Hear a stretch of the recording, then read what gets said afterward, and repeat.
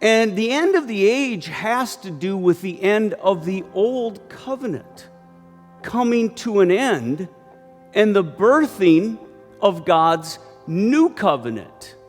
So if we were to look at what are the characteristics of the end of the old covenant in the beginning of the new, we would see it all in the personhood of Jesus. Sometimes I don't read God right. I don't know about you. Sometimes I think I'd be like the disciples and, Lord, let me look at the furnishings of this temple. Whew. Isn't that impressive, Lord? There are things in my life that I think, well, maybe I think they're sacred, but actually to God, they're not as sacred.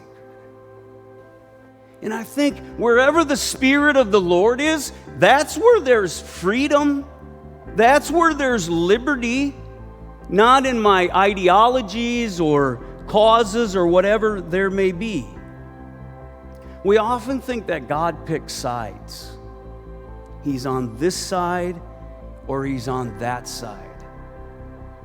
God doesn't pick sides. God said, I'm the way, the truth, and the life. What is sacred to me that isn't to God? I'm not going to go in. You think about that yourself.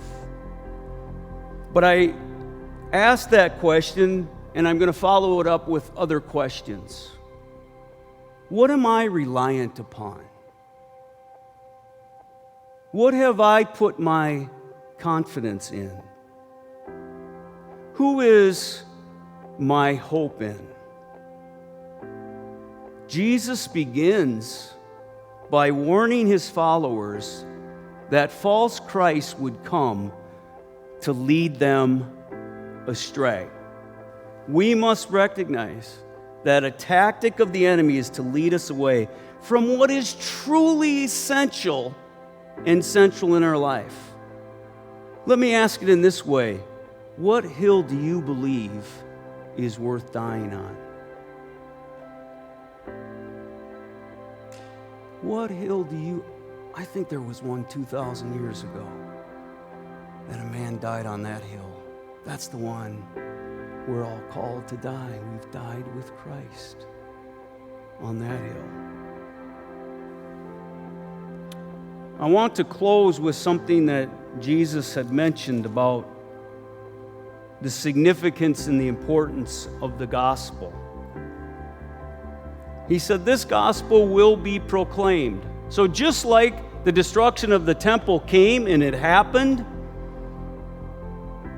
so too the gospel, he said, would be proclaimed throughout the whole world.